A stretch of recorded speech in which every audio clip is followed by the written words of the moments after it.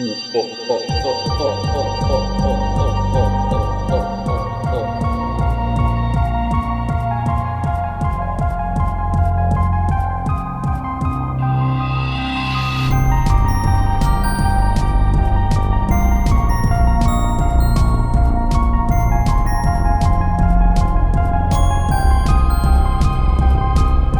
Barry. Hello, Miss Snow. I don't know why I'm whispering. We haven't started. I don't have to whisper. Hi, this is my podcast voice.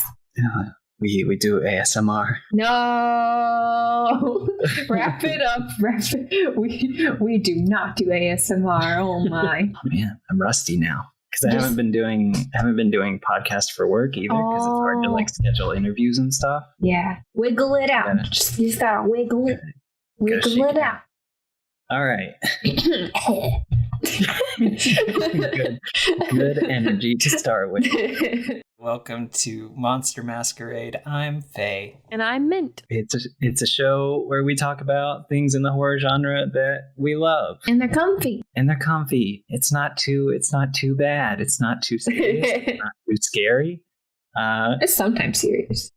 Sometimes. We got a lot of hot takes, as we discovered. Welcome to our second episode. I'm so excited. Thank you all so much for your warm feedback and stuff from the first episode. I really appreciated it. And it was super exciting to see people sharing it and everything. It was very exciting. Hopefully you guys will like this one too. I know I'll like it. Yeah. So as we mentioned, today's episode, we're going to be talking about Alien. Yes. Directed by Ridley Scott and came out in 1979, which was way before I was born. Same. You could argue about whether or not it is a horror movie, but it definitely is, especially the second half of it. Yeah, no, definitely the second half. And we'll get into it. Had you seen this one before? Not since I was a kid, and I don't think I had finished it. There are parts, whenever you saw something when you were younger, you see it again, and you're like, okay, I've seen this. But other parts, you're like, I don't remember this. That's kind of how it was for me. Right. I think it's kind of like The Matrix in the sense that, there are a lot of things in this movie that set precedent for other things in the genre. Oh, yeah. I went in kind of blind enough to be excited. Other than the game, I'd played the game. But the game is so different. But I played it, so it kind of spoiled it a little bit, actually. There was some stuff that the game spoils a bit. But it was okay. It was still wow! Because that one's with Ripley's daughter, right? Yes, yeah. I guess we can start with a little bit of background. We didn't really do this for the first one, but I feel like there's so much with this movie to talk about that it would be silly for us to not cover it. Yeah, Crimson Peak's a little different than Alien, scale-wise. Right. So, as I mentioned, it's directed by Ridley Scott, who has done a ton of stuff. It won 3 Saturn Awards and 1 Hugo Award. So it's very prolific in the sci-fi genre. Yeah. It also won an Academy Award for visual design and effects. And it is preserved in the Library of Congress for being a significant piece of art or entertainment. Yeah. I did not know that.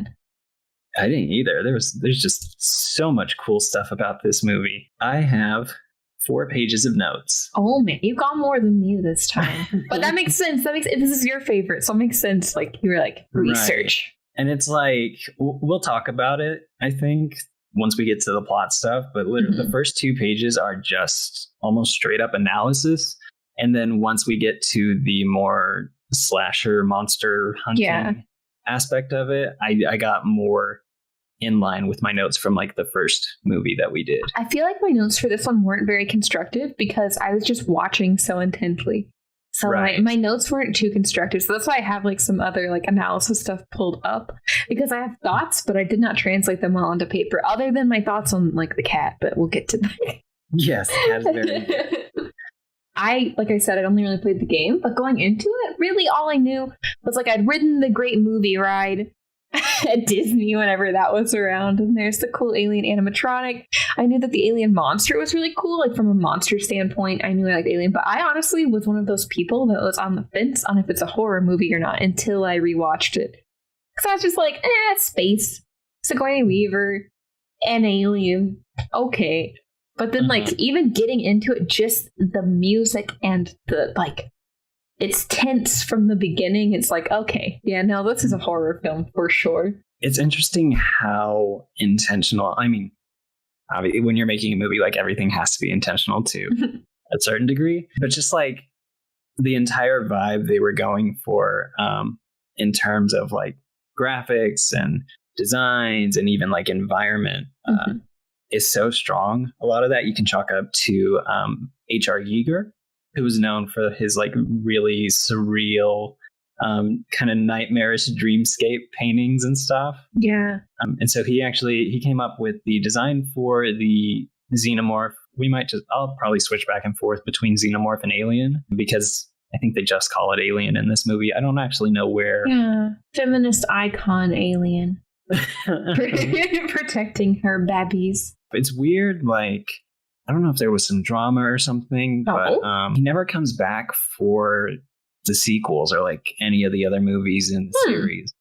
They credit him with the design of the alien, but that's pretty much it. That's so weird. I know that I was reading into it, the puppeteer, oh my god, I did not write down his name. Hold on. The alien, he passed away before he could be in any of the sequels. But he was like 6'11" or something. I was just, like, reading about him, and it's really sad because he would have been a good puppeteer. Bolaji Badeo? Yes. So yeah, he was 6'10", and they literally, like, found him in a bar and were like, "Hey, come be in our movie, please." Yep. Yeah, everything about this movie is so intentionally weird and claustrophobic. It's suffocating. It really is like a suffocating film. I don't know if I could rewatch it, like, frequently. From what I read too, it kind of made production hell too, because especially parts in the ship, right, were made from, like, salvaged jet fighters and, like, all this other stuff, and then just kind of, like, stacked up to be, like, very tight spaces. So it was tight and it was hot, like, the entire time. Everyone in that cast is tall, because Sigourney Weaver is, like, 6 foot tall. So that's gotta be horrible. I will say this movie nasty. Yeah. Some of the props and some of the models are just so intense. Like, the things that they are made of. This movie is not vegan friendly at all. Oh, no. Wait, I didn't know any of this. Uh-oh. You're going to change how I feel about this movie. The creatures in this movie is just super iconic. The facehugger is made out of sheep intestines, high pressure hoses, and dead shellfish. What? Why couldn't they have just made it out of, like, plastic? I mean, I did. There's just so much. Who was like, let's just put some sheep intestines on this crab and call it a face hug? What? Like, what? It's really cool because I like learning about the special effects and behind the scenes stuff. The xenomorph, like, suit itself was very complex. So just the head alone had over 900 moving parts. Oh my god. Including the hidden, like, transparent human skull at the front, which you can see usually, like, in figures and stuff. It's so cool. But it was filmed over the course of 14 weeks. Huh. They got a lot done. Yeah, they did. Spoiler zone. Begins here. Woo.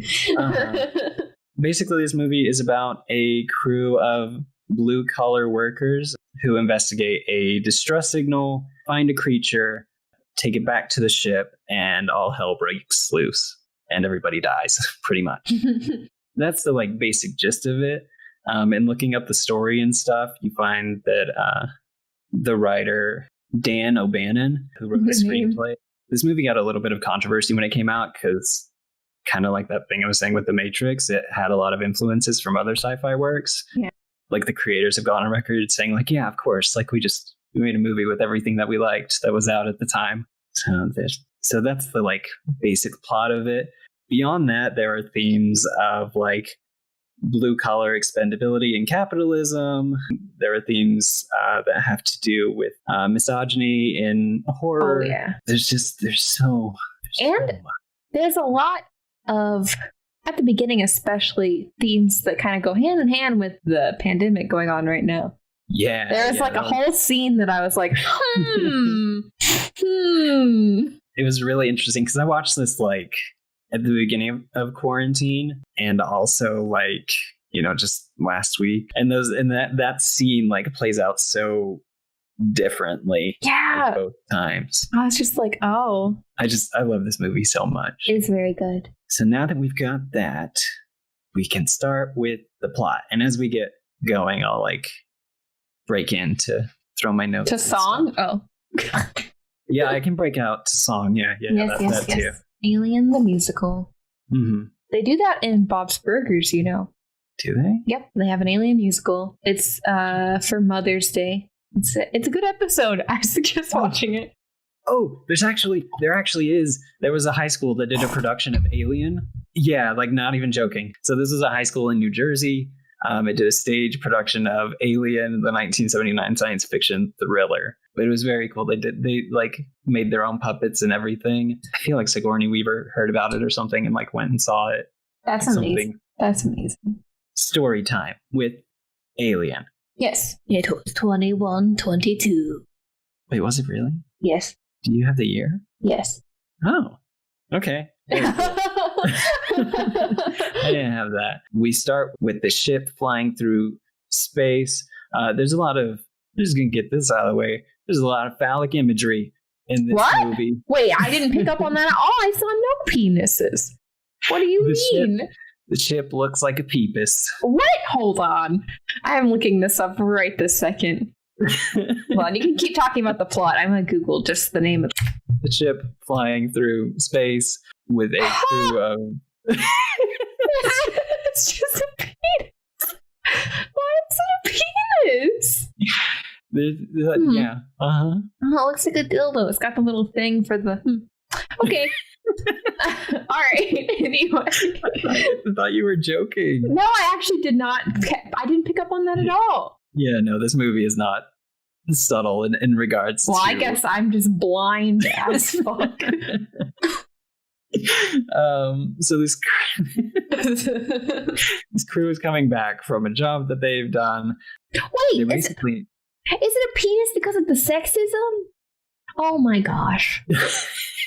Wow. Okay, sorry, continue.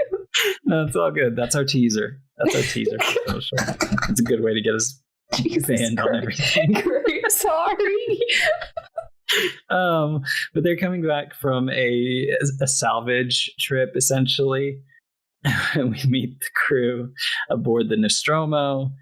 And like the first half of this movie, you get like some sense of like suspense, just because like I think space as a concept is still very scary and very unknown. So there's a lot of like mystery and intrigue going on there. But for the most part, they're just like living their lives. They're talking about like the two engineers in essentially the basement of the ship are talking about like, hey, it would be nice if we got paid a little bit more. And Dallas, who's like the captain, is like, you'll get paid what the contract says. Like nothing I can do about it. Like talk to other people. Yeah, they're very much like, where's my money? I want money. Much. You get the sense that like these people are maybe if they're not friends, they're like at least like very close to that. Yeah, work colleagues that are cordial, but a little like they're friendly work colleagues. Their ship picks up a distress signal, so their ship computer wakes them up to go investigate it. They have to go investigate it because it is in their like protocols. If they don't, then they don't get paid. Yeah, I would like to point out, why didn't anyone read their contracts? They weren't like, maybe I don't want to sign a contract where I have to go investigate a weird distress signal in the middle of space. I'd be like, no, probably not. Not for me. No, thank you. So the way I understand it, and this is kind of a running theme throughout like the entire series, but Weyland Yutani, who is like the faceless business capitalist organization that kind of runs the behind the scenes, they're like a mega monopoly. So they've got their hands in like everything from like pharmaceuticals to military. That's why like all of the crew members have like a military background, I think. Oh, that's bad. And that's why there are like weapons on the ship. Okay. Yeah, because I had that question the first time, so I looked into like that kind of stuff. There's probably not many other employers, or if there are, like it's super shady. Like Okay. I'm sure this is like It must be done. Yeah, like it has to be. It's the way it is, but also it's like kind of pristine just because of the name. Okay. Fair. Yeah, it's not great. Capitalism is not very good. Who would have thought? I had no idea. It's a central theme to this movie. Just how little they care about their blue-collar workers. So yeah, they go and investigate this signal, kind of begrudgingly. Things are just kind of weird at first. They send a team to go investigate this signal on this like super stormy, like it's a moon. They kind of crash on it because the weather is sporadic. So upon landing, like the ship kind of crashes out, and so they have to do repairs. So half the team stays behind, and then the other half goes to explore. And they find this giant weird ship. Yep. That you learn more about in Prometheus. Prometheus is not a good movie. Oh, what? Right now. I've never seen Prometheus either. It's fine. Wow, it does not sound like it is fine. I mean, it's just like, okay, brief tangent. So like, I'm usually not this kind of person when it comes to series and stuff. The tea. But I definitely think Alien is the best film. Like the first one is the best out of the entire franchise. And part of that comes from how well it uses the tropes that it is built on and improves upon those. The second one is like a military shooter. I'm not that big. Like James Cameron is fine, but it's not my favorite. And then the rest of the movies, like especially the prequel series, I think it does too much to like try to explain everything. I think that takes away from some of the mystery and some of like what makes the aliens scary. It's so scary because you don't know. Right. Yeah. And especially that one, it's like so lore heavy and so detached from the original while still like trying to play it up like beat by beat. It just feels like a weird. That's valid. That's totally valid. Kind of waste of like 2 hours. Yeah, that's valid. They find another big ship that has some really weird architecture going on. It doesn't look very human. They find like a giant pilot who is probably like 12 feet tall or something. And they also start to lose signal down there a little bit because the storms are so bad. So they're just kind of really just trying to find this SOS signal and get the hell out of there as quick as they can. But these guys are not. They're not that smart. No, they see an exploded person and they're like, hey. That's weird. That's weird. They're not going to do anything about that. Which I should mention, this ship is not the same one that is seen in Prometheus. You might think they are because they look so similar and because they have the giant dude in the chair, but they're totally different ships. Two different dudes, two different ships. Because of reasons. Because it would be too easy, I guess. And so they find these like glowing egg pod things. We come to our first of many problems. Why did they go up to the eggs? I don't know. I would think like these people are all educated, it seems like. They're all tech savvy, that kind of stuff. I don't know why people in the Alien movie decide to explore things face first all the time. They're like, well, we have protocol, but let's just instead walk towards these weird eggs on this strange planet that we weren't planning on coming to anyway.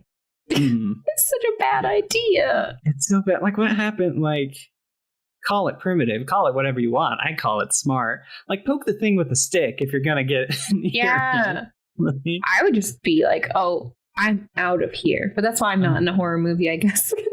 Right. So they're investigating things and they don't really find the signal. They don't find any survivors, but they go up to these eggs and one of them opens up and attaches to Kane's face. And then they have to rush him back to the ship because is he dying? We can't tell. Poor Kane.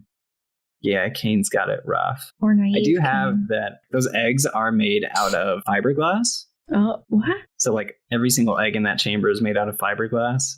And then for the close-ups where they had the face hugger like attack his face, you can kind of see it like moving before it jumps out. Yeah. That is Ridley Scott's hand just kind of messing with the puppet. That's kind of cool. Yeah, it's kind of neat. That's really cool. So I guess it was like on a stage or something and he was just below it, like moving his hand around. Huh. Well, that's neat. At least, did they? Hopefully nobody got like fiberglass exploded at them. No, I don't think so. I think they were covered on that front. I think it was just to make them like kind of transparent and glowy. That's cool. I thought this might be a question that you might have. So we had mentioned on the big ship that the pilot or whatever had his chest burst. Yes. So you might be wondering, why is there no grown alien already, just kind of wandering around, ready to eat them up? Yeah. So apparently the xenomorphs have like a super short life cycle. They're kind of like bugs. That makes sense. The egg state can stay that way forever. But even the xenomorph from this movie, had it not died at the end, spoiler, it would have died like naturally. Like pretty quickly. Mm-hmm. Huh. They just need to reproduce quickly. They just need to like make the eggs. Mm-hmm. And so that's kind of what propels the monsters. Like that makes sense. I didn't even think about that, but I guess it makes sense that they're kind of insect-like. Mm-hmm. And you also have like no idea how long that alien has been there. Oh yeah. But it's something to think about, I guess. Yeah. So those eggs just chill there waiting. Those eggs, going off of like the prequels and stuff, are supposed to be weapons. The idea is, I guess, you just drop them on a planet, and then, I mean, eventually that they kill everything, and then they die like a day after or whatever. Wow, what a fun existence. But yeah, I mean, they are totally driven by instinct and stuff, and like that's it. There's no reasoning with the xenomorph. Nah, they're just chilling. So I have the do not look at strange glowy thing face first, poke it with a stick like a good scientist. You have a gun. My notes just become all caps lock pretty much like going forward. It's like, why are you going in there? What are you doing? Why are you like, look, it's just like, what are they? There's just so much like, what are they doing? Why would they do this? But like it does have a reason. Like, yes, there are reasons and you find out, but like me not really. Luckily, the spoilers from the games didn't register in my head until they happened. Mm-hmm. That's what. Oh, there is a very cool cut. So, like, I have it. It's at the 35-minute mark when Kane gets grabbed by the thing. So he yells like super loud, and then it's just like immediate cut to the outside of the ship. Yeah. It's just like super quiet and unsettling. It's very good. The score is so nice. The composer did like Twilight Zone. So very atmospheric and nice. Mm-hmm. It's very like subtle at the beginning, like kind of just atmospheric. Yeah, it makes me uneasy, but that's good. So they've got their dude. They realize that there's nobody here for them to save, and they try to go back to the ship, and Ripley is not having it. Rightly so. She's in charge, and everyone just ignores her. Mm-hmm. For better or worse, Ripley is very like attached to the rule book as it is presented to her. So like the protocol says that if someone has been infected with something, which Kane has been, he has a literal like alien life form attached to his face, that they're not allowed to bring them onto the ship for fear of infecting everybody else. Which is a good protocol to have. The United States. And also that the other people who are with him, if they are to come back, they have to be in quarantine for like 24 hours and observed. And since Dallas was one of the people that went off the ship, she holds seniority and like essentially gets to have final say. But then their science officer, is that Ash? That's Ash. Yeah. That's Ash. Opens the gate anyways and lets them in. We don't like Ash. Ripley is appropriately pissed. Like, they're arguing with her this entire time. So I watched this movie at the beginning of COVID and again recently, and it's so frustrating seeing authority figures ignoring procedures in quarantine. It's even more frustrating to see those rules be violated behind the scenes by Weyland Yutani for profit or essentially for their own economy. Nope. Ripley was right. This is the moment that I hate like half of the crew, like Dallas, Ash, and Lambert. Like they try to start like a literal fight with Ripley for trying to keep the health and safety of everybody else on board. At this point, I was like, oh, I know the big alien's coming. and she can take all of them except for Ripley. Uh-huh. Like, I was like, she can have them. Right. They're just doing their job, but also like, come on, like, you know better. Come on, guys. I don't know. It's rough. It's frustrating. Mm-hmm. Especially to watch like now. I don't know. It's just like extra frustrating. Like I was like, ooh. Right. And so they get back on the ship, and they put Kane in his isolation observatory thing, the medical bay. Yep. We can talk about the crew for a little bit because I have some notes on them. I already kind of didn't like them, to be honest. They're very like, I don't know how to explain the feeling I get from them, but like, I would want to be around them. Like, I could feel like they're probably not very nice. They're kind of rough and tumble type people. And that's fine, but I wasn't attached to like any of them. Like, not even Ripley at first. Like, I was not attached to any of them. Oh, that's interesting. Yeah, I was just kind of like, they're kind of dumb. But like, I got the feeling they were all like being forced to do something they didn't even want to do. And they just wanted to get back home. Like, right. It very much seems like jobs that they have to work because they need the money. Well, that sucks. But like, the characters themselves, I was never like, I didn't feel super attached to them. I think that's why I was like, I'll get rid of them the second they were bad. I was like, get them out of here. That's that might not be a popular opinion, but I mean, except for the cat. I was very attached to the cat. Whenever I saw a cat, the first thing in my notes is, if anything happens to this cat, I riot. Like no, it's fine. The cat lives through the sequel, and then I think it gets abandoned at a hospital or something. Well, at least it's fine. And lives a happy life away from aliens. Good. Yes. As it should be. Cat, Jonesy, because I had a feeling you would be interested in this, was played by 4 different cats. That makes sense. You can't really get a cat to act for too long, I feel like. Right. How do that? Yeah. Yeah, I felt okay about everybody for the most part. I didn't hate them, but I wasn't attached to anyone. Right. Them starting the fight about quarantine and everything really put a damper on my opinion of most of them. I feel like I stopped thinking highly of them. Like, the whole sequence when the one group is walking down into the eggs and the other group is just kind of like talking in the ship. Like, even then I was like, they kind of suck. I like the 2 basement engineer guys. They make me laugh. They're not the worst. None of them are like the worst. It's just very like, you can tell that they're all grumpy, I guess.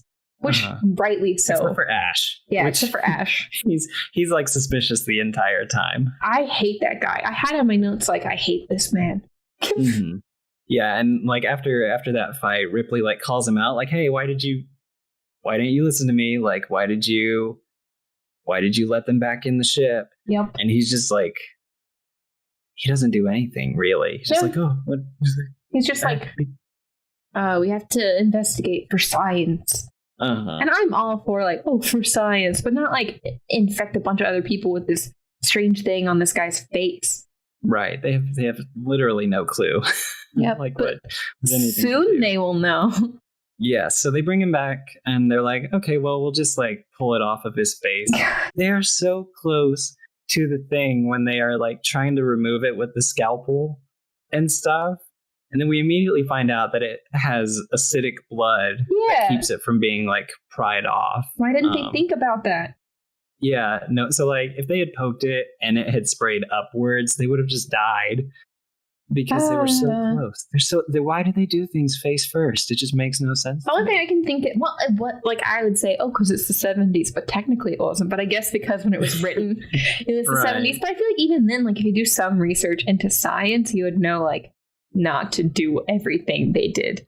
I mean, I learned in 7th grade science class that even if it's a smell, you waft it. You don't get right next. Don't get in this like literal alien face. So they can't really do anything because it's got acid blood, so you can't cut it off. And when they try to like go near it, the tail like kind of closes on his neck. So they're essentially at a loss. They're like, I don't know, we can freeze him maybe, but otherwise we just kind of have to watch him. So stupid. And so they go back like about their business very shortly before Ash calls them all up and is like, hey, you gotta come see Kane. And they're like, did something happen? And he's like, it's better if you just come look. And then he's fine, and everything's fine, and the movie ends, and they go home. Nope. Nope.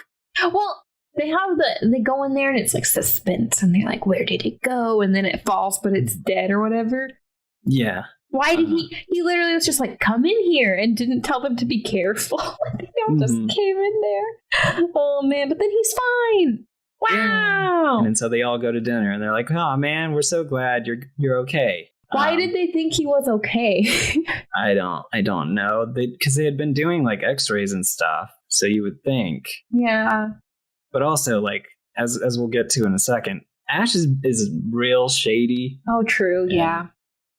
And so, like, even if he did see something, he probably wouldn't have true. He didn't let Ripley look in the microscope at one point. Mm-hmm. And I was like, He's the science officer, and he knows best. Yeah, okay. We're moving through this pretty fast, but also it's a 2-hour-long movie, so, like, by nature of it, I'm trying to get to the, like, super horror aspects of it that people are probably more interested in. Yeah. I mean, it's been like 45 minutes, so. We come to probably the most, like, iconic scene. I'm using that word a lot. I love this scene so much. It's so good. It's very good. It's so good. It just seems like a normal dinner scene. Like everybody is going back about their business. They're happy their friend, coworker is okay. This scene has been cross-examined by so many like film experts and like genre historians and stuff. I'm not going to say anything new probably, but like it's very good. Like even the characters that I dislike are kind of enjoyable here. I mean, it just seems like a normal night, right? Yeah. It's kind of noisy, but it turns into like this camaraderie that is very believable. And like you kind of feel for these characters, you know? Yeah. They got a crappy job, but like, hey, they're on the other side of it and they're going home. Like, yeah, they got done with the weird face thing. It just disappeared. They're like, cool. And so they're eating, and then Kane starts to cough. And they're like, hey, man, are you choking on your food? Like, what's going on? And then it gets worse. He's like coughing. He's like choking. They lay him on the table. And then, surprise!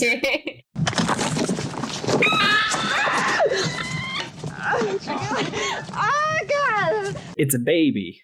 It's so cute. I know that's neat. That's got to be the hot take of the century, but it's so cute.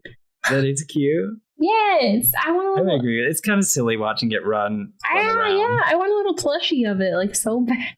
That was my first thought. I was like, "Aw." But yeah, it's a little white like baby xenomorph, and so it comes out and it like makes a little screechy noise before it just like before it just takes off and sneaks into like a ventilation shaft. And everybody is just like, what the fuck? I guess Kane's not okay. No. So we are 56 minutes into this movie, and we have just gotten our first kill. Yeah. So it's like, they waited a really long time. They but did. Like that first hour goes by pretty quickly. I think that's why we're not like hitting a ton of points. Because a lot of it too is like slow panning, building suspense type things. Like that first hour is just like putting us into this world and like explaining enough so that we kind of understand what's going on. Yeah. And now we've got this thing running around. Yes. It's pretty cute. There's a lot of misconceptions about the chest burst scene in general. So a lot of people think that like the crew, they had no idea what was going to happen during that scene with the chest burster. And like, that's not how movies work. No, that's not. They would have to know that. They'd have to know that, like, he would have all of that makeup and stuff that he'd have to get into, right? So they had read the script.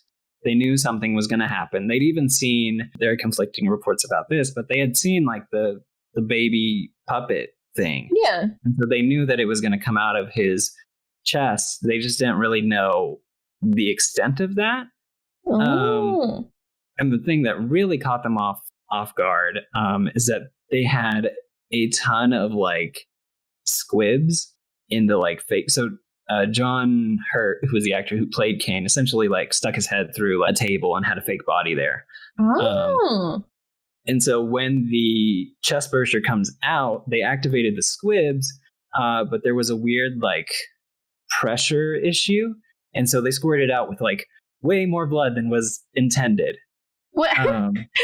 And so like the reaction that the cast has is very real, because it's like, it's a ton of blood. It gets on Lambert's face and she's like, oh God. Oh. Huh. So that was like their first take then? Yeah, I think so. Well, they had tried it during one take and I don't think it had worked. Oh. And so they reset. And then it exploded. And then it like exploded. That's so funny. And so their reactions are genuine in the sense that like they maybe weren't expecting all of that blood or whatever, but like it's like them acting on top of also being like, oh God, that's so much blood. Yeah. There are a couple of reports where like, I forget who specifically, but like someone had like just gotten married and like wouldn't speak to their wife like the rest of that afternoon because they were just so traumatized by all of the blood. Oh no. It was rough. But like that is why that scene is so famous. It's because of the genuine horror that is like on top of their acting chops. So it's just good. The dinner scene is just so good. And then from here we get into more like traditional slashers, monster chase. Yes. Yes. Scooby-Doo sequence. Yes. But more gory. They take Kane's body and they yeet that man into space. Fair, valid. And then I have in space, no one can hear you do it to him. What? This is where we get the tonal shift for the movie. And my notes get like much more sporadic. Yes. So, mine were already kind of sporadic. They just become nothing at this point. Like, the cat! So they're all three like splitting off, blah, blah, blah. And they're following like a heat signal or like a tracker that they have. They're like, okay, we're going to find this thing. And then they're like, oh, we're going to get it. And then they bag it. And they're like, oh, it's just the cat. And they let it run away. And then I think it's Ripley. It's like, you can't do that because now it's still going to pick it up on the heat signal. And she's like, so go get it. Go get it. So Brett's like, oh, okay, I'm going to go get the cat. The machine they're using is kind of cool. It measures like disturbances in molecules or something. So if something moves in front of it, it can sense the vibrations or whatever on like a molecular level. Like molecular echolocation, kind of. Yeah, but it's kind of crappy and it's not very reliable. And I like that aspect of it. Yeah. It's another like element of suspense. Yeah, it's very nice. And it's very believable because like it seems this company they work for probably would skimp out on like actual working technology. Like I feel that, yeah, it seems like they don't really care about safety of the human beings working for them. Like they could lose this whole ship, and as long as they got some sweet alien stuff, they'd be like, oh hell yeah, right. But, so Brett's like going off looking for this cat by himself. Which, come on, guys, come on. You know what's coming. So he goes off and he's like looking and he's like, come here, kitty, come here. And at this point, I'm at the edge of my seat and I'm like, if this cat gets fucking eaten, I'm so upset. I am turning off the movie. I was like, that's it. I'm done. And then instead of a cat, he finds an alien. Yes. Yep. So like right before that, they find the skin. Yep, it's shedded. Yeah, he finds it shedded like a snake or like an exoskeleton on like a bug or something. Like, oh, that's weird. Yeah, he doesn't think maybe I should leave, and then he gets the eaten. Yep. Yes. Chomp chomp. But the important part here is that it pans out and the cat is totally fine. This cat is totally fine. It's watching the entire thing. Yep, it just watches and it's like, well, darn. That cat also went home to its partner and did not speak to it the entire night. It was traumatized. Honestly, what does a cat think? I don't know what cats think anyway, but like an actor cat seeing this happen is like, oh, aliens are fucking real. Like if they can think that, they're like, that's it. Aliens are real. We're done. Yeah. Because we get one jump scare from the cat. Because they're searching for it and it pops out of like a grate or something and hisses. Yeah, before he goes and grabs it. Yeah, and they all freak out and then just like start laughing. Yeah. at how they almost died. They're like, oh, the cat, hee hee. Which that part felt very real to me because that's my exact reaction to like haunted houses and stuff. Yeah, I wasn't mad about that jump scare. I thought it was like fitting. It's just like that transition from fear into laughter is just so relatable. Yeah. Because you're just like on the edge of your seat. Fear into laughter, back into, oh, I got eaten. Classic life story.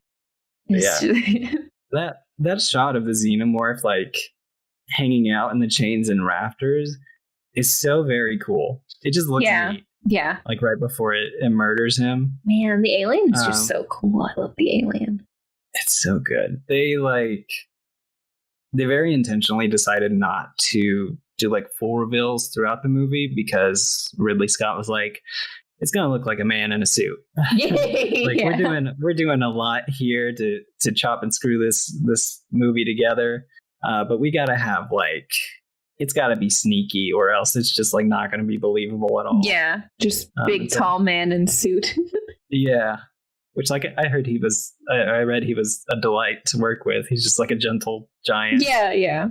But yeah, kind of like you were saying, the ship is like functional by name only. Like, it's so full of tools and junk. Like, it's a wonder that it even takes off. Yeah. It seems very like, there's another piece of media that I feel like feels like this, but I can't think of what it was right now. For some reason, I'm thinking like Futurama, but I'm sure Futurama just takes lots of nods to Alien, honestly. Right. Like, I'm sure. But you got like the capitalism, you got the space, the aliens. So they regroup after Brett has died because the alien is not like leaving behind bodies. So it's not like there's a corpse for them to find or anything yet.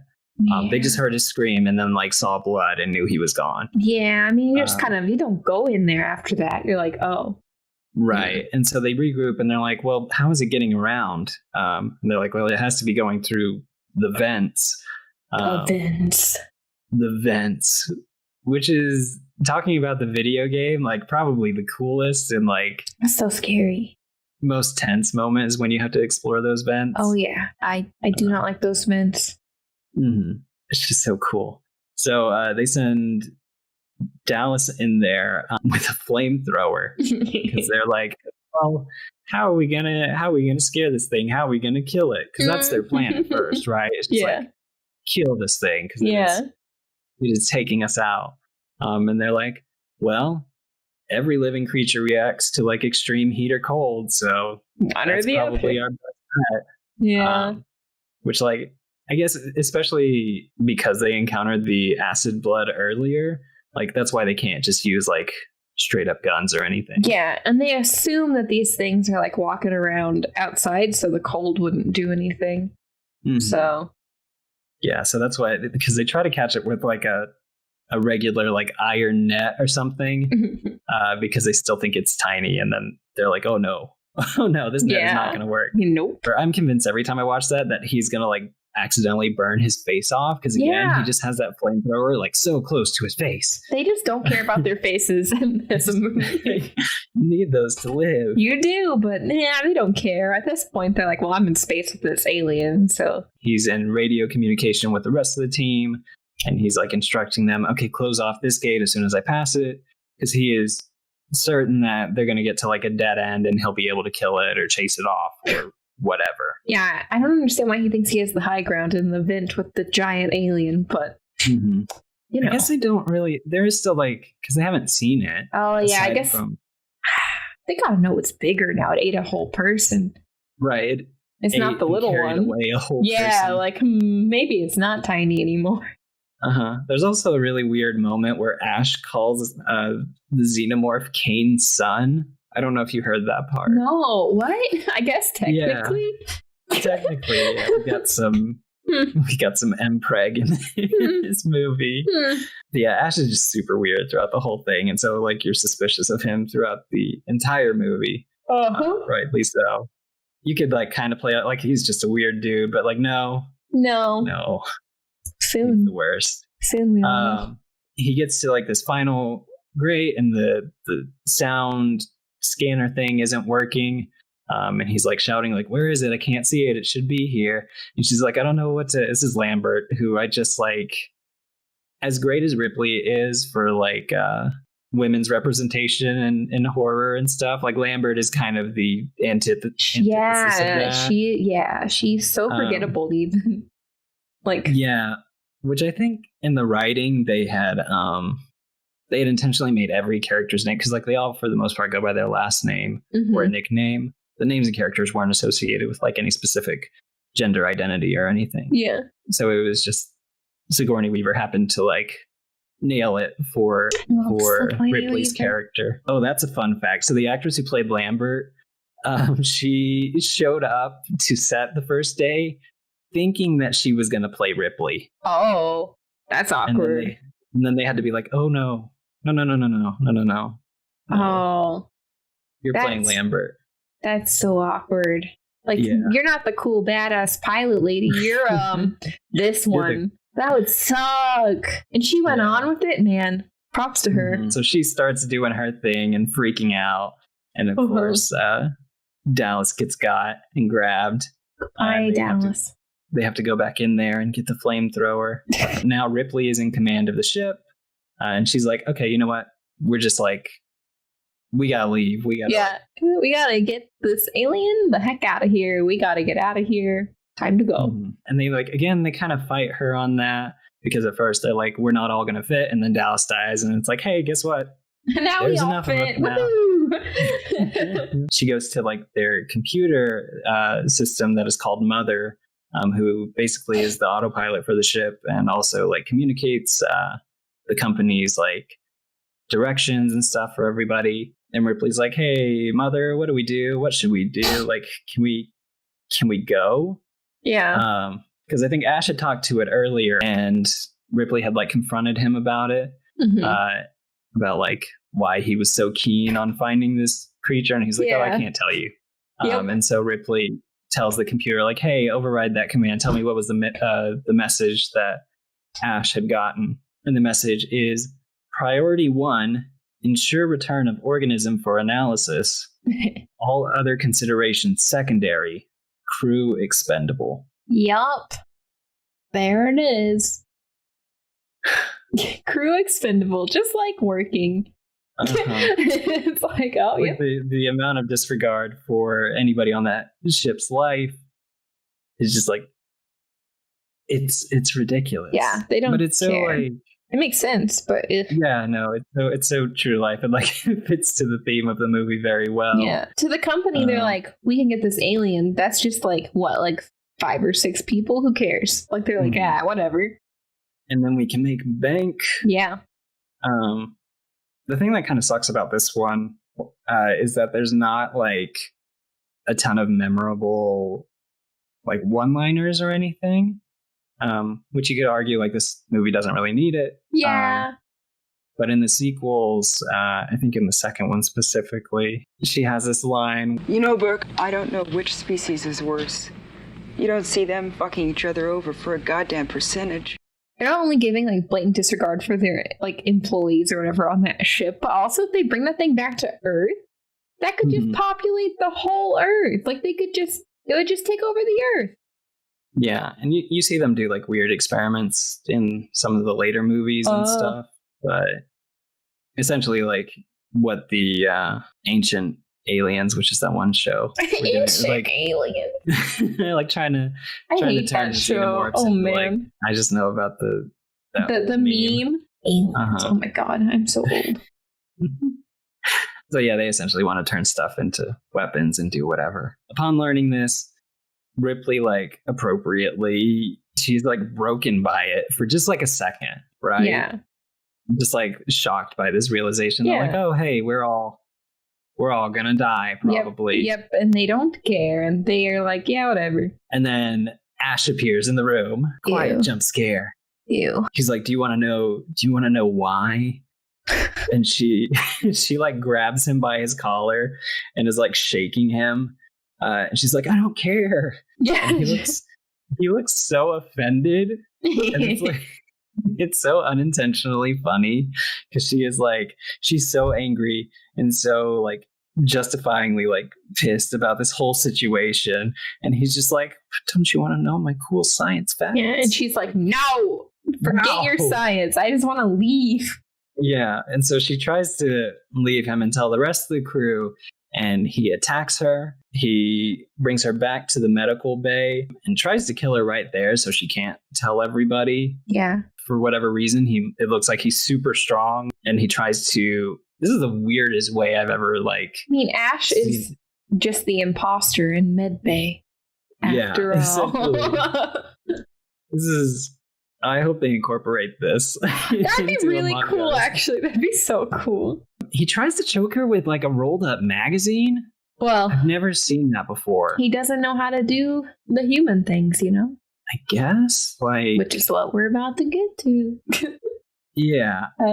I have a question. Like, it's like once we find out what we're about to find out. So she hits him, and like this weird milky white stuff starts coming out of his head.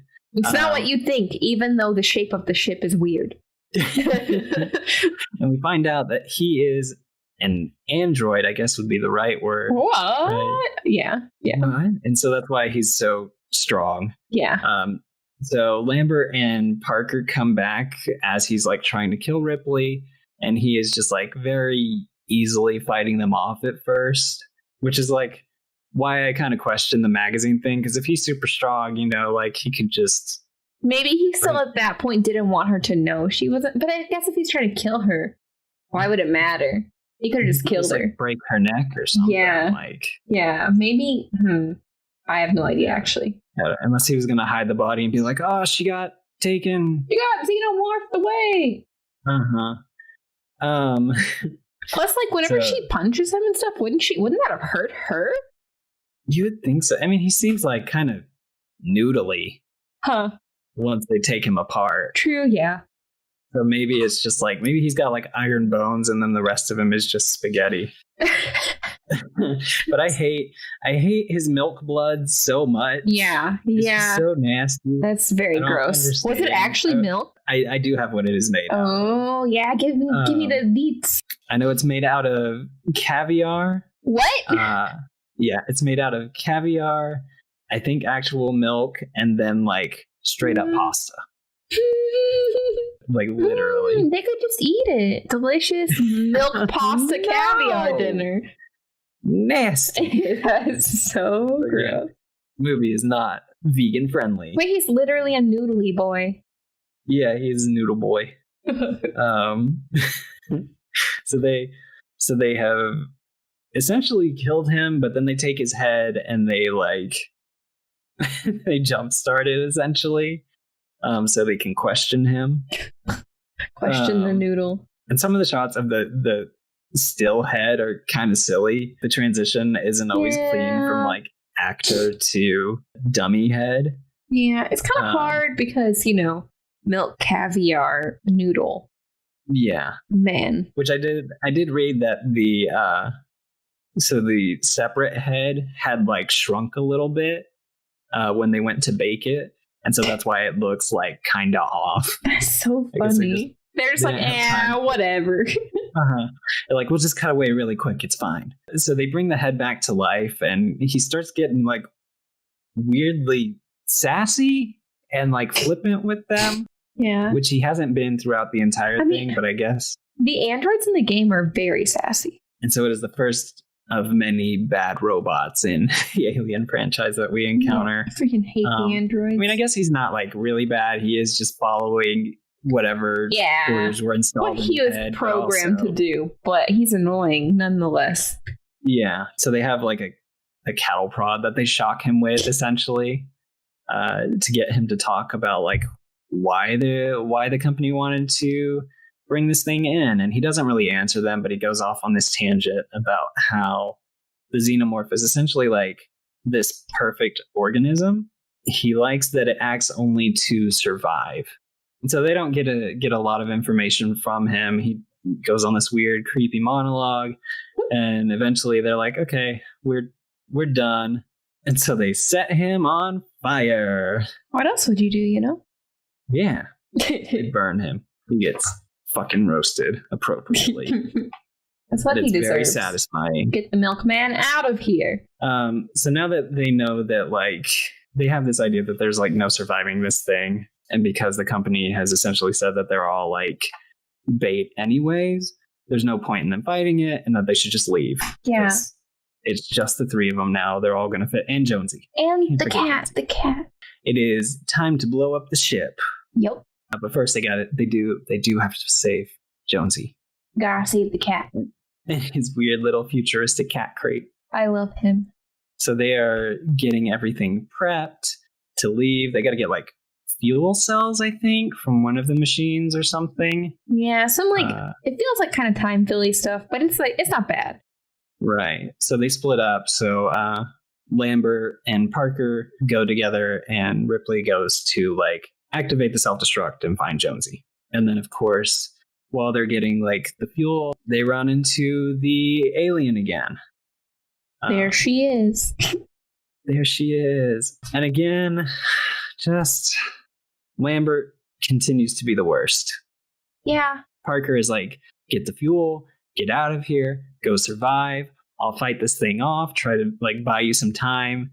And she is like, I can't do anything. She is, like, hunkered down in this, like, little truck thing. Yeah, which, I mean, you know, I always watch things and I'm like, I love the strong female character, but knowing myself and my anxieties, I think I'd be a Lambert. So, like, I think I'd be a Lambert. I'd be hiding. I'd be like, nope, I can't move. I'm just gonna die. Like, that would be me in a survival situation. I'm not a Ripley. I'm a Lambert. Right. But, like, I don't know. I feel like so rarely in fight or flight is there the third option of be still. Yeah. I think mine is to just be still, though. I'm bad. I was not built to I was built to sit at my computer. That is why I am here. So I get frustrated with Lambert. No, definitely. That is the trope. Mm-hmm. Just like, oh, the girl is scared and she's sad and she's hiding and she's sitting there. Yeah, so it makes sense. Yeah, and I do have some, because it is, like, on top of, like, just being frustrating. This film, from the perspective of the writer and director and many of the, like, creative minds behind it. So they said that this movie is an answer to misogyny. So you have, like, mother figures. The ship is literally called Mother. You have women as victims in horror, which they kind of flip with Ripley, although that may not have been, like, the original intention. Yeah. Like, they didn't go into it thinking, like, oh, we're going to have a badass woman protagonist. They just happened to get Sigourney Weaver, and thank goodness. Feels like a half effort, I guess, by having this, like, this mirror image. Yeah, that is fair. Like, why would she be like that in this movie specifically? Right. And so, like, part of me wonders if that was, like, after it had come out. Yeah, haha, we totally planned all of this. Or if it was just, like, actual happenstance or whatever. Yeah. Right. I don't think I know enough about, like, Ridley Scott's other works to make a definite statement. Yeah, I definitely don't, but someone out there does. Maybe they'll tell us. So they both die, and I was saddened by Parker's death. Yeah, at that point you care about them, because once it's like, oh, the humans are expendable, then you're back to being like, well, hey, wait a minute. No, they're not. Or at least for me, I was. You want them to survive. Yeah, they need to live now. Yeah. So they're in communications, and Ripley hears, like, Lambert screaming her head off. Yeah. And so she, like, picks up, like, oh, they're dead. Yep. Okay. And then we get some, like, absolutely wild camera shots, like, first person, like, moving all over the place. Like, yeah. So she finds Jonesy, she activates the self-destruct, and then she is going back to the ship, and she comes across the xenomorph nest. Yeah. Where she finds Dallas and Brett, and it's, like, really weird and kind of choppy. There's a lot of shaky cam in this movie. Yeah. Which normally, this part in particular, like, yeah, I normally am not a fan, but since the movie itself is so good, I didn't mind.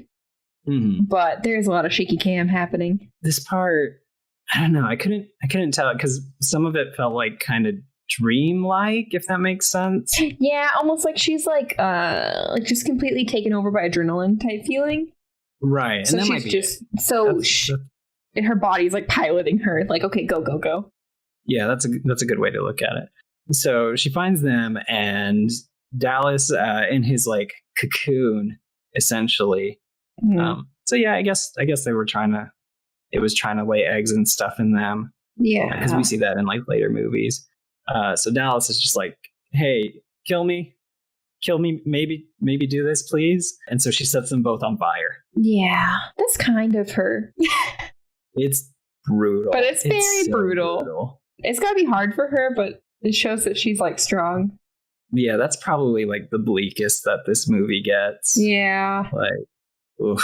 You could guess that they might be contaminated, or which is like was her fear in the first place, right? Yep. But it's like they don't know. I don't know. There's no egg. I didn't see a face hugger. I don't know how. Yeah. They could be fine, but probably like, not.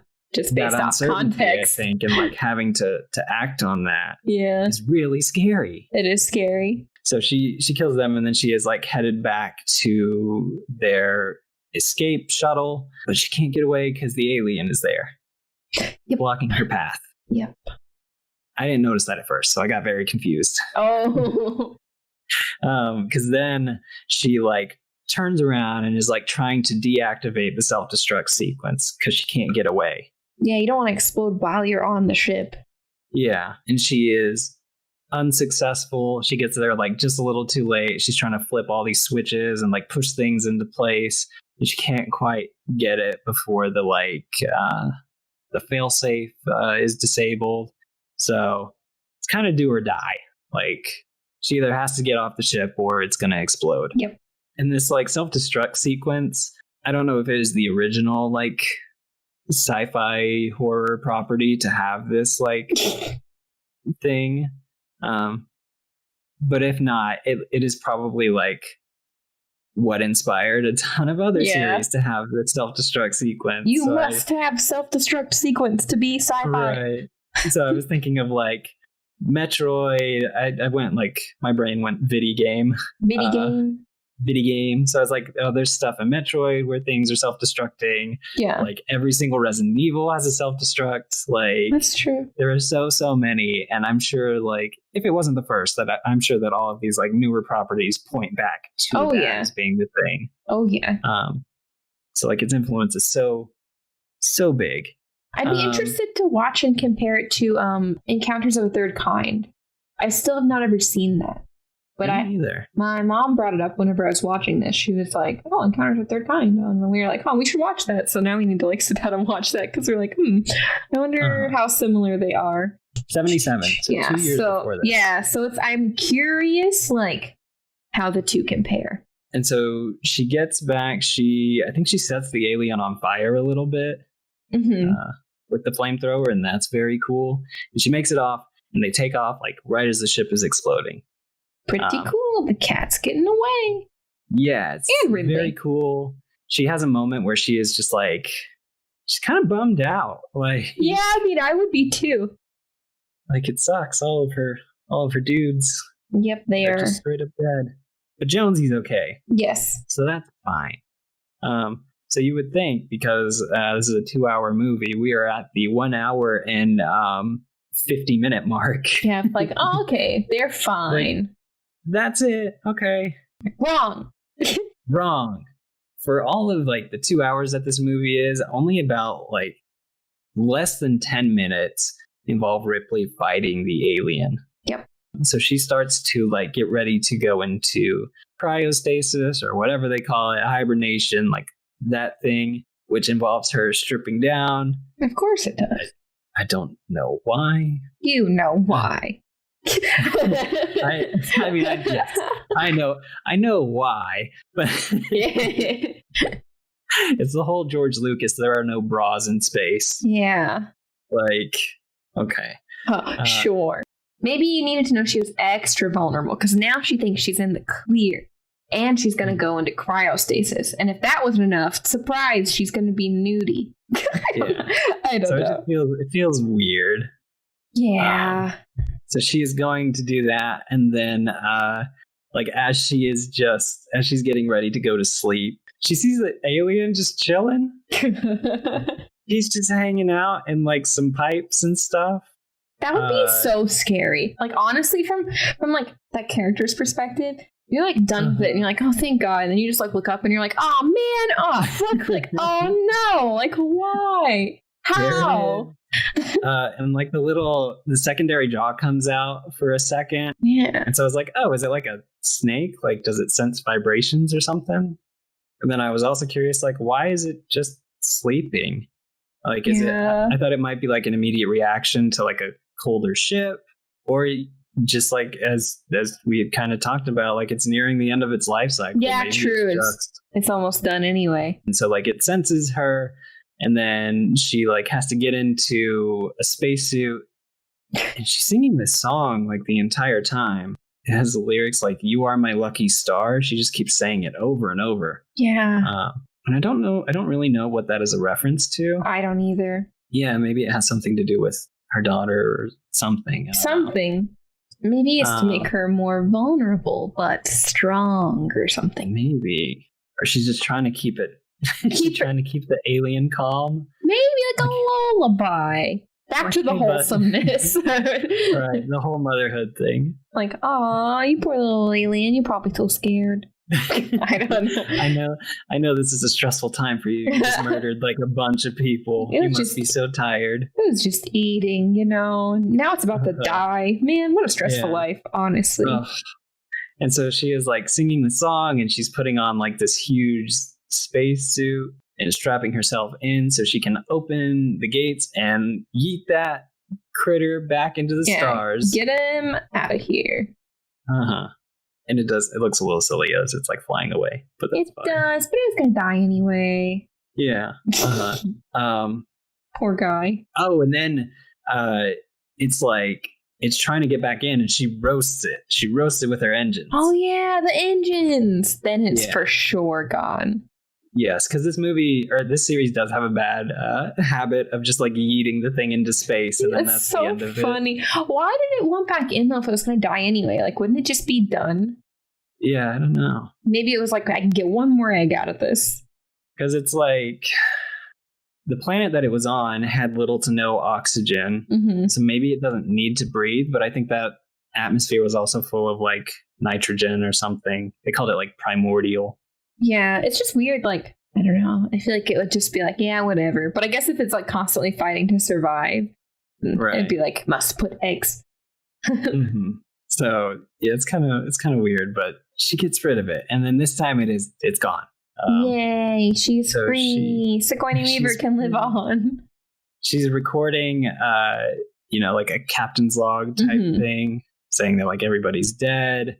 I'm getting ready to go to sleep. Peace, y'all. And then, like, if you're ignoring the rest of the sequels, like, it kind of leaves her to an unknown fate. Yeah, I don't know what happens in any of the sequels. I mean, other than, like, the games, I'm assuming, like, she lives, you know. So, yeah, she goes to sleep, and, like, that it goes to credits. I'm glad that we know she lives, though, because that means the cat lives. And that's... I don't like not knowing if the cat doesn't live. Like, no, the cat is all good. I'm sure the cat go into cryo though? Like what? Yeah. Oh, it does. Yes. Oh, it was in cryo with him at the beginning. Too. Oh yeah. Okay. Whose idea was that? I don't know. We're just gonna put a cat on here for no reason, for absolutely no reason, and put it in cryo. I guess like I don't know. It's either like a therapy cat or they gotta worry about space mice. It took care of those space mice, all right. Yeah. Oh man. Lieutenant Jonesy, since they all have military backgrounds. Lieutenant Jonesy. Give that cat a Medal of Honor. That's a lieutenant I can get behind. Lieutenant Jonesy, cute little cat. That's pretty much how the movie ends. Did you have any like final thoughts or anything that you think that we? No, I just really liked it. I thought it was a good, enjoyable movie. I obviously did not pick up on a lot of, like, I knew it was about misogyny, And like I knew, like, I mean, it was very clear with like how Ripley was being treated, but I didn't pick up on like all the phallic stuff and like some of the other themes, because I guess it's my first like watch through really since I was a kid. Right. So I just kind of was like watching it and like, ooh, big alien monster, you know. But I'm sure like on a second watch through, knowing that, I'd be like, oh. Yeah. Because there have been like a ton of studies, because even just like the initial, I don't know how much of this we'll keep in because I just think it's neat, but like the initial idea for it to like face hug and, you know, essentially like, I'm going to use the word that's not great, penetrate Kane's mouth. Yeah. Right? It touches Why on would this, we not like, keep that in? we'll keep it in. Yeah. Like there are like psychological theories and like gender studies that it's like, oh, this is usually like if you are a hypermasculine male, like the fear of penetration is like up there when it comes to your sense of being and your sense of sexuality and masculinity and all that stuff. Yeah, I guess I just never thought of it that way. So the idea of like forceful alien birth thing happening to a dude is very true. The birth thing, yeah. In a genre that often is very, very cruel and very well, especially around that time, you're getting all the slashers coming out. They're starting, aren't they? Around this time, your, like Texas Chainsaws, Halloween, Psychos, like. Which I mean, don't get me wrong; those are fun, but you can't ignore the just constant violence towards women in them. So, right. Yeah. And so like some of this stuff definitely points towards like moving away from that to an extent. And for that, I think it stands out really definitely. well. And they don't necessarily like follow that trend throughout the series. Because of like different directors, different writers, all that stuff. Lame. Yeah, it's kind of sad. But this movie is fantastic. Mm-hmm. I just really I like it a lot. Yeah, I definitely want to rewatch it. Now that we've discussed it, now I want to rewatch it and be like, like it's more than just like an alien movie. Like, Well, even like H.R. Giger stuff when he was designing the creatures and stuff, like the ship is a penis. Yeah, well now I know that. Like the facehugger itself has some features that look like, you know, vagina or labia or like all this other stuff. It's so funny, like my brain just like none of that imagery registered with me. I think it's just because I'm not like a very like type of person. That's all, like I don't think about that stuff very often. It's hard for me to pick up on imagery like that in movies, so it's kind of interesting. It's so otherworldly and gothic and like impossible to take in. Yeah, like that's where some of that suspense comes from, right? Like that fear of the unknown, because it's just so fucking weird. Like, what are you supposed to do about this? Exactly. Oh, I'm reading reading notes on it online now about it. The entrance to the alien spaceship that they go into is like a womb, and it's like a vaginal opening. I did pick up on that. I literally skipped it in my notes, but I have that. Like I was like, spaceship entrance looks questionable, ? And that's the only thing I picked up on. And it makes, because then I was like, oh, it's filled with eggs. Okay. So that's why I thought like, oh, okay, it's just like a womb. And I don't know. I didn't connect everything else to it. Yeah, I missed that part, but that makes sense. Yeah. Yeah. I've said it multiple times throughout this, but like I love this movie. It's like an amalgamation of a ton of other science fiction works, but it uses those influences so well to create a good story and adapts those as needed to tell like a fresh-ish story, you know? Yeah. But have mysticism and the unknown are good for horror. That's why like I mentioned, those prequel series movies, like I love the unknown of it all. They just don't work quite as well. No. And I like that Weyland-Yutani doesn't really have, aside from Ash, right? They don't really have a face or a representation in this movie. Mm-hmm. And even he, like, represented without the skin, is kind of faceless. Like, he's just like a... Yeah. Yeah. It represents, like, the helplessness of a blue-collar worker, like, in regards to, you know, white-collar oversight and influence. True. And they make that's very clear in your face. Like, oh, from the beginning, they're talking about money. And like, oh, well, you signed a contract and like contract, blah, blah, blah, contract. And then like, then it's like, oh, surprise, you're expendable. We don't care about you at all. And it's like, well, obviously, because they sent them into this ship for no reason, basically. Like, they did not have to go there. People were clearly dead. You're not saving anyone at that point. So. Right. Yeah. And then just my last point is just that Sigourney Weaver kicks so much ass. Yes, she's the coolest. I love without being like, because there's this like stigma that badass women have to be like badass all the time. Yeah. Like with Sarah Connor, right? Like she's just this gun-toting, like super serious, super like unstoppable being. But yeah, Sigourney Weaver seems like just like a human, just like a person. Yeah. Like Ripley is allowed to be scared and angry and also like overcome that. Yeah. And not necessarily blasted with a machine gun or whatever. Just set things on fire, which I think is how we all flamethrower. If we could all approach our problems like that, maybe the world would be that. That should not be the moral of this episode. I don't think we should end this episode on commit arson. Yes. And then the world will be better. Thanks for watching or listening. Yeah. No. Well, but it'd be funny. But no. Yes. So I don't know if we'll cover like any of the sequels or anything necessarily. Maybe someday. Maybe eventually. Yeah, if people are like, "Oh, talk about the other Alien movies," I'd be like, "Yeah, okay." But we don't even we don't know what we're going to talk about next. We need to.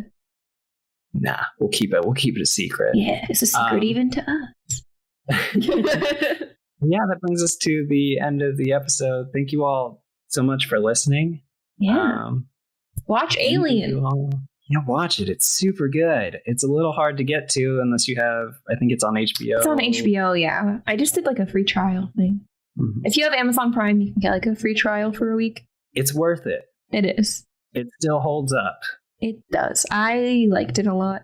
There's a video game too, if y'all want to play it. Yeah. That's also fun. I will say the video game's not as fun as watching the movie because there are a lot more androids. The alien itself is really cool. The stealth is kind of cool. The aliens, or not the aliens, the androids, they're so annoying. It's a little repetitive. Yeah, it's kind of like I didn't finish the game. I'll be honest with all of you. I did not finish the game. Yeah, I think that's gonna do it for us. Yeah, we'll keep you posted and let you know. You can reach out to us with any episode suggestions. Yeah, I'm down for suggestions. We'll see you in the next one, I guess. Yeah. Bye. Right. Bye. You have been listening to Monster Masquerade. If you enjoyed this episode, be sure to let us know somewhere on the internet and consider sharing the show with a friend. If you have a suggestion or topic you'd like to see us discuss, hop on over to our Patreon to unlock exclusive bonus content and do just that. And we'd super appreciate it if you could leave us a review on iTunes. It's the fastest way to help the show grow. You can find us on Apple Podcast, Spotify, or wherever you find podcasts.